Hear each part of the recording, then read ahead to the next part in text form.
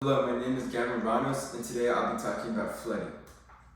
Famous civil engineer Chada Constler once stated, investment in infrastructure is a long-term requirement for growth sustainability. And what she meant by this was, every day cities are growing. Over the past 100 years, cities have changed in many ways, and city design has changed. Populations have grown in every city across the US, and this requires a lot of planning ahead of time. Most cities plan 50 years ahead of time in order to sustain the population growth and continue the way of life for many Americans today. This leads me to my topic at hand today. Proper infrastructure is a vital part of stopping flooding. And this can be done in many ways, which I'll discuss in my 2 key points of analysis. 1, building of the proper infrastructure can divert and limit flooding in cities. And second, data analysis is a better way and the most proper way of planning ahead of time for flooding. So on to my first key point of analysis. Building proper infrastructure to divert and control flooding is a good way of limiting flooding in most cities. So to start off, in an engineering appendix that was written in 2018, it states that building dikes, levees, and flood walls are a good way of limiting flooding in most major urban areas. Flood walls, dikes, and levees are used in many different ways, but the main way it is used to raise an elevation of a structure.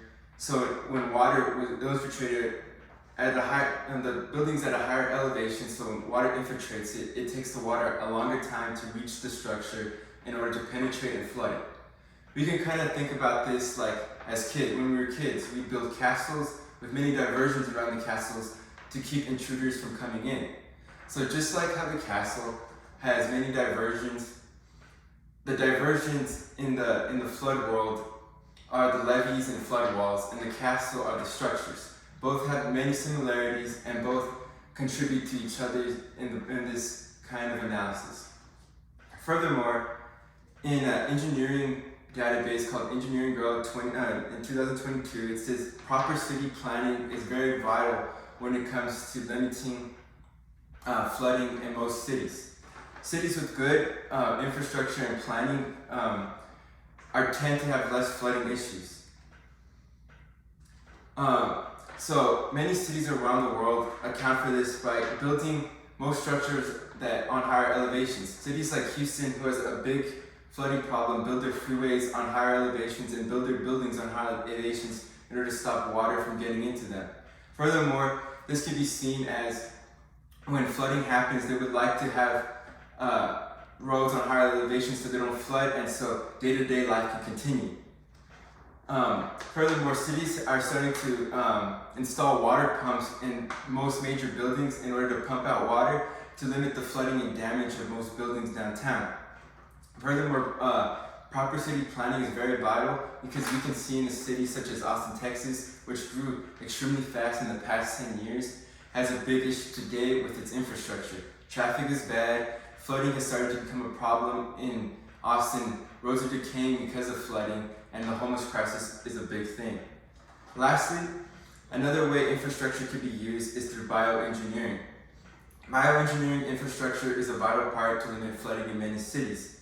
According to the government entity FEMA, it wrote an article in 2018 stating that the city of St. George in Utah, in 2005, this city had a big flooding problem.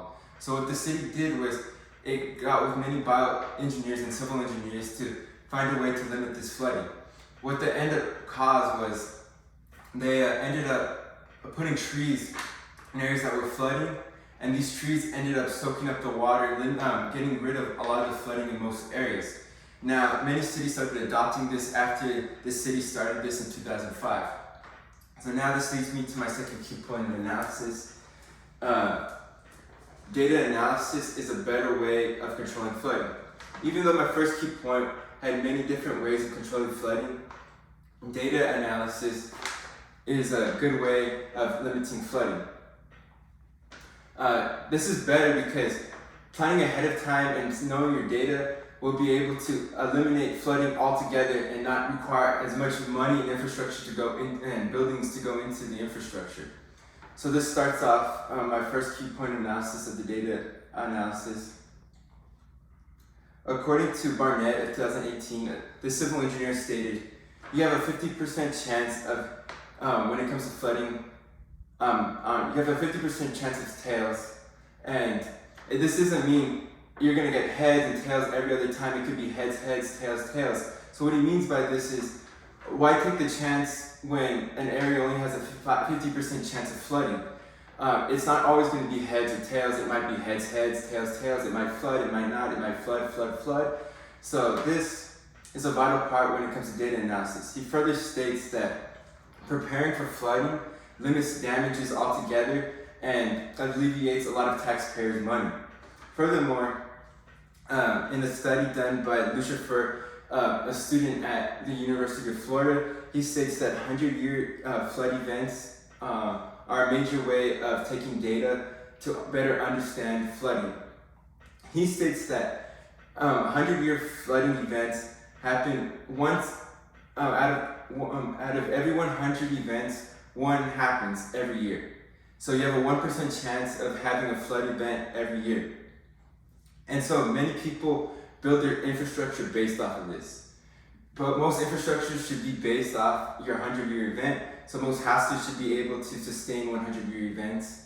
Most buildings should be able to sustain 100-year events. And most roads and freeways should be sustain 100-year flooding events. Lastly, the government entity UGSG in 2009 this government entity collected data and did flood data and flood science they conducted, and basically this company or this government entity helps all government branches, local, state, and federal government branches in order to help before and after flooding. This government entity tracks the way creeks and rivers flow, so they can better understand where to build and how to build cities. So when creeks and rivers change direction, they plan ahead of time because they know they are going to change direction, and this helps limit flooding in the long term. So today we talked about 2 key points of analysis. One, building infrastructure to divert flooding and limit flooding is an important part of infrastructure, but however, data analysis is the best way to go about limiting flooding, and knowing data analysis will help cities in the long term and limit the amount of money they have to really put into building structures. So when we're given the topic today, poor infrastructure is a vital part